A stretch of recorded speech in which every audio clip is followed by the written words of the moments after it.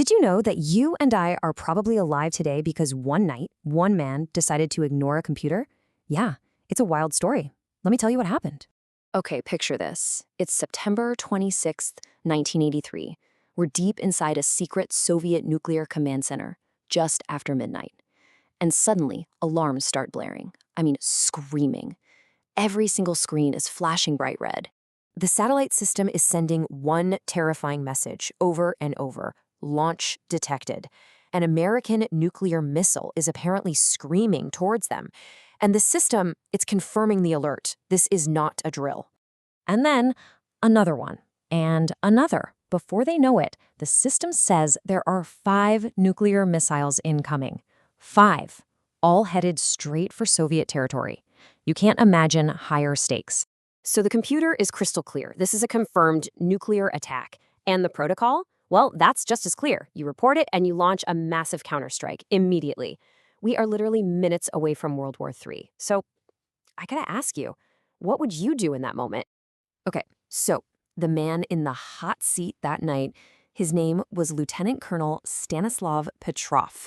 And technically, his job wasn't to make a decision, it was just to follow the computer's orders.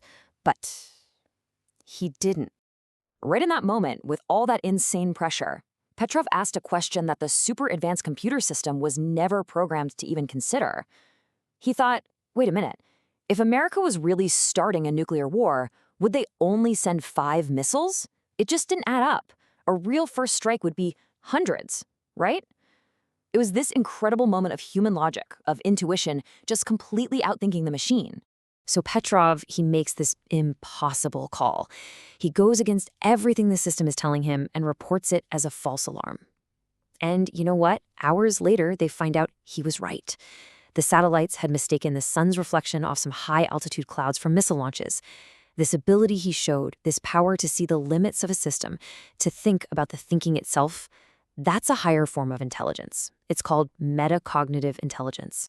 Now, what Petrov did was amazing. He saw the flaw in an external system, right? A computer system. But here's the thing. The most complex, most powerful system we all deal with every single day isn't in some military bunker.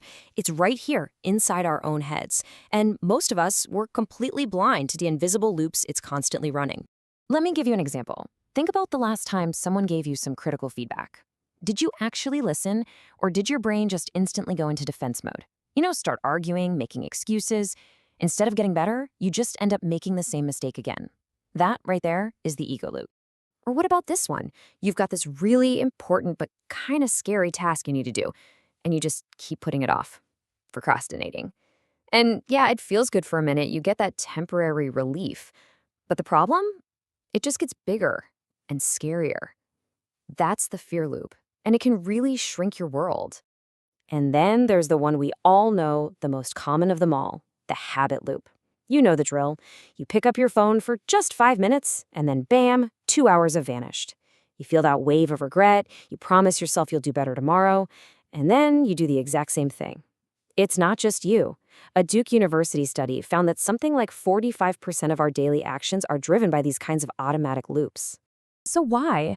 Why do our brains get stuck in these loops? Is it just that we have bad habits? Or is there something deeper going on?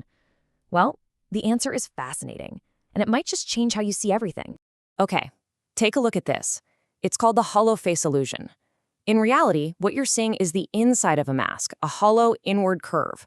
But I bet your brain is showing you a normal face, one that projects outwards. So if reality is one thing, and your brain is showing you something totally different, which one are you supposed to trust? This is where modern neuroscience just blows my mind. The theory is called predictive processing, and it basically says your brain doesn't actually see reality directly. Not at all. It's more like a reality simulator. It's constantly making predictions, little guesses about what's going to happen next, and then it uses your senses, your eyes and ears, to check if it got it right. So its main job isn't to show you what's really there. It's to make sure its predictions are correct. Think about that. All these loops we get stuck in, the ego, the fear, the habits, and all of these constant predictions, they're all being governed by one single master predictive model in your brain. It's like the master operating system that's running the whole show. And what is that master model? It's your identity. And I don't just mean that in some philosophical who am I kind of way. I mean neuroscientifically, your identity is the master predictive model your brain uses. It is the fundamental filter through which you experience, well, everything. And here's where it gets a little dangerous, because sometimes, to make sure its predictions about your identity feel correct, your brain will literally distort reality to match. Your identity can become a trap. So if that's the case, what is the real test of intelligence? Let's take a quick trip back in time, way back, like 2.4 billion years ago. Back then, oxygen was basically a deadly poison to almost all life on Earth. Then this new kind of bacteria shows up and starts pumping the atmosphere full of this poison. It caused a mass extinction, wiping out most life. But a few organisms didn't just survive. They did something incredible. They adapted. They evolved to use that poison as fuel. And guess what? Those organisms, they were our ancestors. That story tells us everything we need to know about real intelligence. See, life doesn't really care about your IQ score. Reality gives you an adaptation test. The highest, truest form of intelligence isn't how much you know. It's how quickly and effectively you can adapt and change. So it follows that if your identity becomes rigid and fixed, your personal evolution just stops. But the good news, the really good news, is that you can rewire it. It's not set in stone. And there's a pretty straightforward 3-step feedback loop you can use to do it. All right, here we go. Step 1, adopt an adaptive mindset. Start treating your beliefs about yourself, I'm not a morning person, or I'm just not creative. Treat them like hypotheses you can test, not unchangeable facts. Step 2, change your social environment. This is huge. You are so much more a product of your environment than you think. Surround yourself with people who embody the identity you want to build. And step 3, repeated behavior. You have to change what you do. Your identity is built through your actions. And if you doubt the power of environment, just look at the data on quitting smoking. If you try to quit all on your own, your success rate is somewhere around 5 to 8%. It's really tough.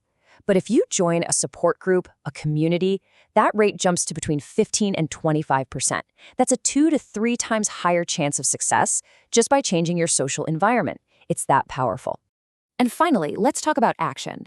There's this really cool idea in psychology called self-perception theory.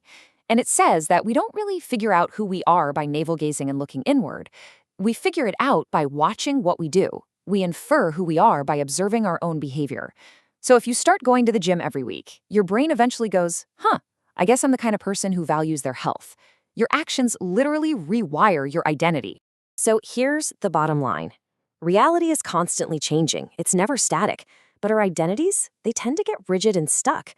And the most intelligent person in the room isn't the one with the most facts in their head. It's the one who can adapt the fastest, the one who can update their own identity to meet the new reality. So the only question left for you is, how fast can you change?